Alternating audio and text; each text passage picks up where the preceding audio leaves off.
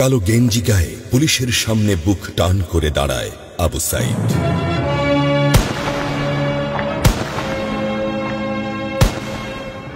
Police তাকে রক্ষা করার বদলে গুলি করে। ঠাস ঠুস কয়েকটা গুলির মধ্যে একটা গুলি লাগে তার কোমরে। খানিকটা ভাঁজ হয়ে যায় শরীর। সম্ভবত সে বুঝতে পারে নাই। ঘাড় ঘুরিয়ে কোমর দেখার চেষ্টা করে একবার, তারপর আবার আগের মতো আবার দুই হাত প্রসারিত করে সিনা টান করে দাঁড়ায়। ডান হাতে ছোট্ট একটা লাঠি।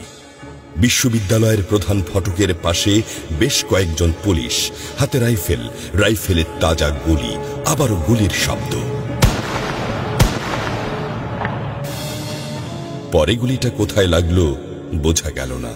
তবে আবু সাইদ টলছে। পড়বে পড়বে ভাব, কিন্তু সে সোজা হয়ে দাঁড়ানোর চেষ্টা করছে। গুলি খাওয়ার আগে ফেসবুকে তার শেষ পোস্ট ছিল, যতদিন বেঁচে আছেন মেরুদণ্ড নিয়ে বাঁচুন। সেজন্যই হয়তো গুলি খাওয়ার পরও সোজা হয়ে দাঁড়াতে চাইছিল, কিন্তু পারছিল না। আবু সাইদের মেরুদণ্ড সোজা থাকলেও শরীরটা মাটির দিকে ক্রমশ ঝুলে পড়ছিল। সবুজ জামা পরা বন্ধু এগিয়ে আসে, পুলিশের গুলির ভয় ডর পাশে রেখে আবু সাইদকে ধরে। আরো দু একজন আসে, আবু সাইদকে হাসপাতালে নিতে হবে। আবু সাইদ হাঁটতে পারছে না, শরীর ছেড়ে দিচ্ছে। 4-5 জন হাত পা ধরে শূন্যে তোলে। আবু সাইদ ঝুলছে আর রক্ত পড়ছে টপ টপ টপ। যে আবু সাইদ কিছুক্ষণ আগেও বুক চিতিয়ে দাঁড়িয়ে কোটা সংস্কার আন্দোলনে নেতৃত্ব দিচ্ছিল, সে এখন শূন্যে ঝুলছে, যেভাবে ঝুলছে মেধাবীদের ভাগ্য।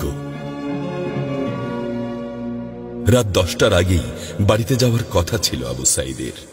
মা অপেক্ষা করছে, বোন অপেক্ষা করছে।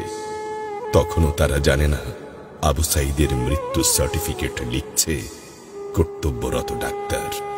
নাম আবু সাইদ, পিতা মকবুল, ঠিকানা বাবনপুর, পীরগঞ্জ, রংপুর। বয়স 25। মৃত্যু কারণ আগমনের সময় মৃত্যু। তারিখ 16/7/24, রাত 8টা 5 minute. Serial number 240434, Rangpur medical college হাসপাতাল। পরিবারের একমাত্র শিক্ষিত ছেলেটা খুন হয়ে গেছে। মা যখন জানল দুনিয়া কি আর ঠিক আছে তার কাছে, বিলাপ করে বলে, আমার ছেলেরে চাকরি না দিবি না দে, গুলি করলো কেন? বোন সুমি আর্তনাদ করে বলে, 3টা গুলি কেন আমারে করলো না? আবু সাইদ ফেসবুকে আরো লিখেছিল, যদি আজ শহীদ হই তবে আমার নিথর দেহটা রাজপথে ফেলে রাখবেন। ছাত্র সমাজ যখন বিজয় মিছিল নিয়ে ঘরে ফিরবে, তখন আমাকেও বিজয়ী ঘোষণা করে দাফন করবেন। একজন পরাজিতের লাশ কখনো তার মা বাবা গ্রহণ করবে না।